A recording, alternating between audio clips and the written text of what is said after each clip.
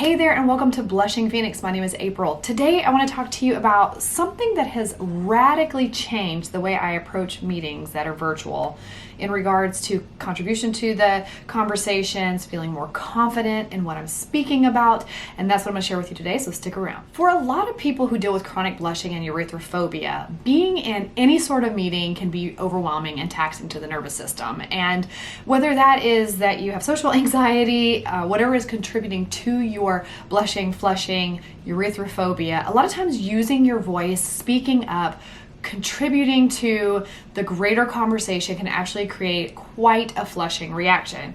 One thing that I've realized for myself is that a lot of my flushing capabilities come from the fact that I am socially anxious and scared of the judgment that would happen if I say something wrong, if people don't agree with me, if I'm misunderstood.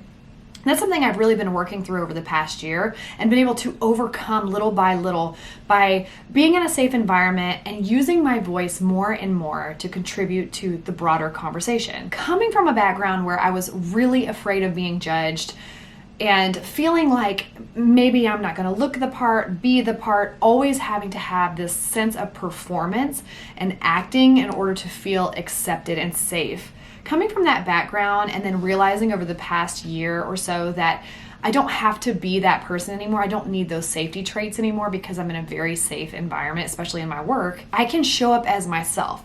But when you've come from a background that you need to pretend and be something you're not in order to stay safe or keep your livelihood, especially in a job, you take on these traits of becoming somebody else, filtering all of your thoughts, filtering everything you say. Like I remember one time I worked at this place and we used Slack, and I never thought much about the things that I was writing. I feel very confident in my writing, especially professional writing. And I wrote a public thing on Slack, and somebody in a higher position in that company actually called me to tell me that the tone in which I wrote this particular thing was increasing fear among the organization, and certain words that I used were not appropriate words to use, and it just really kind of messed with my mind a little bit.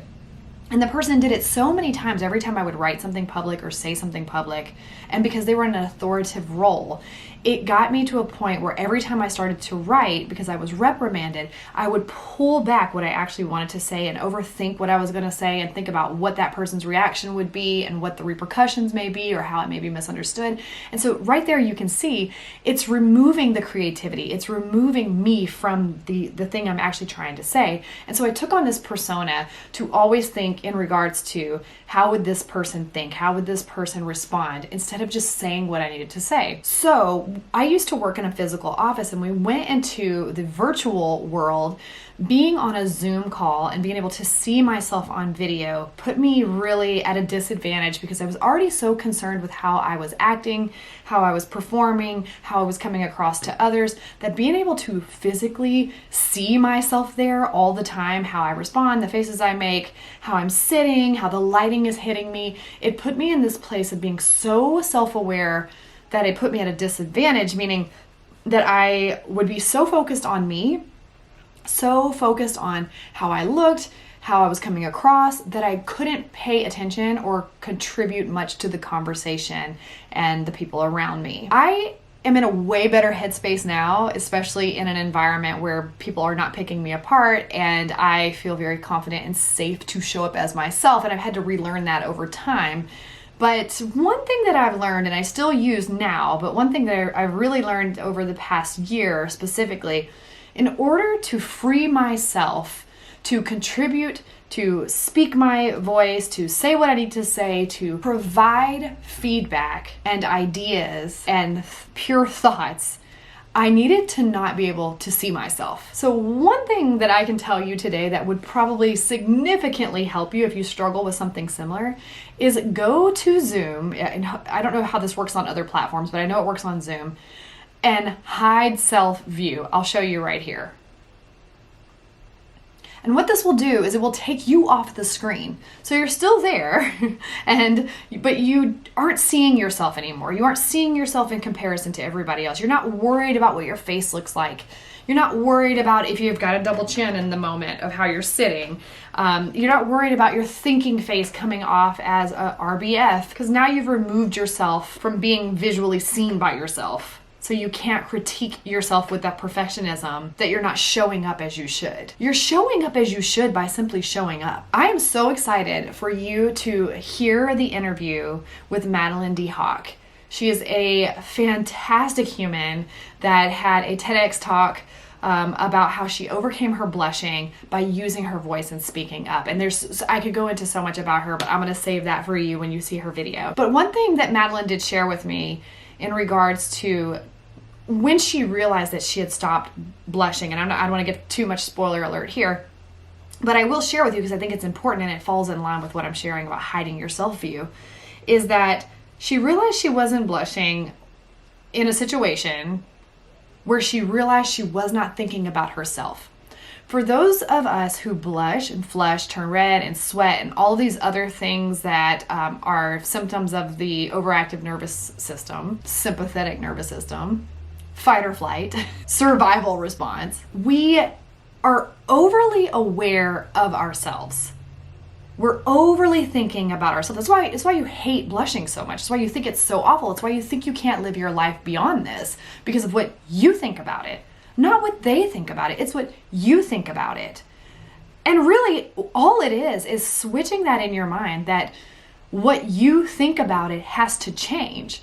But in order to do that, you have to move from this place to this place, right? So with Madeline, what she said was she was in a situation where she would normally blush, and she didn't blush. And when she realized that she didn't blush, she realized it's because she wasn't thinking about herself. She felt safe in her environment, and she wasn't thinking about herself in that moment. And so she realized that was a key to her healing. And how this relates to hiding the self-view is that when you take yourself off the screen, you don't see yourself.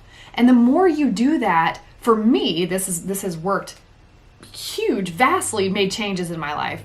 Because I'm not seeing myself anymore and judging me constantly about what I think about me, I'm able to show up as the real me and not overly pick myself apart and be a contributor without being afraid. Do you get what I'm saying? Once you take your focus off of you and put it onto other people, listening to what other people are saying. Think about when you've been in a situation where you know you're gonna blush. All you can think about is that spiral of doom. I'm gonna blush, they're gonna judge me, they're going to criticize me, they're gonna think this about me. It's all about you. But when you're in a situation where you are fully focused on the other person, you don't think about you don't really care about a judgment on you, and therefore it releases that blushing. It releases the fear of that blushing. As the fear goes by you showing up fully as yourself, you don't blush. I've realized as I overcame erythrophobia, overcoming erythrophobia is overcoming the fear of turning red and the judgment of other people. To actually stop blushing or flushing was not something that I had experienced yet, but I have now. I'm not saying that I will never flush again ever in my life. I think that's something that happens when I'm in a fight or flight mode.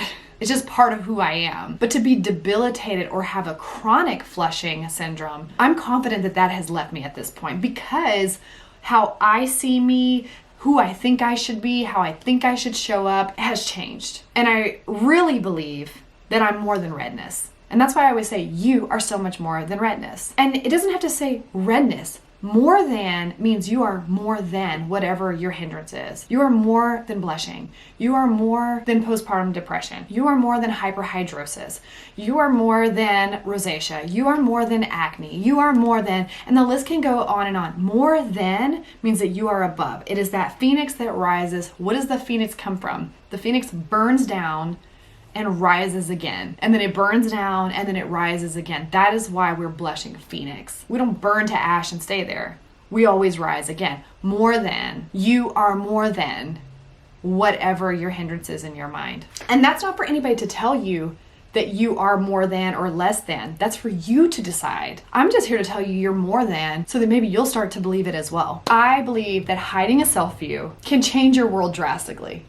Something so simple. And I believe there will come a time where I can have my self-view on and I probably won't pay much attention to it. But in the beginning, when you're trying to undo this awareness that's way too far on one side of the pendulum, you have to scale it back. It's good to have awareness. It's good to have self-awareness. That's a really great superpower, actually. But when you have an overabundance of awareness that has actually swung the pendulum from lack of awareness to awareness, and then it swings over too far into insecurity, self-doubt, lack of self-worth, we're too far at that point. So being able to bring that self-awareness back somewhere in the middle where there's a balance between this is me, I'm going to say what I need to say, I'm going to speak up, I'm going to do what I need to do, and this is me with awareness, understanding how this impacts the people around me, understanding how this may be perceived. But even if it's perceived a certain way, doesn't mean that it has anything to do with my self-worth. The more you hand that out for other people to tell you what your self-worth is, the more you will be and stay enslaved. You cannot find your validation in the external world. It has to come in here. It's in here, and you hold that key. Let me know if you try hiding your self-view and how that works out for you. I'm curious to hear your feedback if it helps you the way it helped me. The interview with Madeline D. Hawk is coming out, I think, in late December. There's a little teaser early in December, and then the actual interview will come out in late December. So be sure to subscribe and hit the bell notification if you don't want to miss that. I think I actually have that as a premiere, so you can go ahead and click on it as a premiere and have it notify you when it's live. You are in for such a treat when you hear from Madeline. And if you haven't watched her TED Talk, be sure to go watch that TEDx talk. I will link it in the description box below. If you're interested in getting more involved with Blushing Phoenix, then I'm going to link below our Patreon account. You can become an official patron of the channel, and you get some really cool perks also, between a monthly newsletter that's got it's packed full of information and insider stuff that I don't just share everywhere else. That's the official patron, as well as an opportunity to be involved in an exclusive private Facebook community group. There's opportunity for monthly virtual coffees with me. There's opportunity for quarterly workshops. It just gives us an opportunity to connect more and for me to be able to put more time into the community of Blushing Phoenix. As always, thank you for your support. All right, be sure to hide your self-view. Let me know how that goes for you, and I will see you in my next video.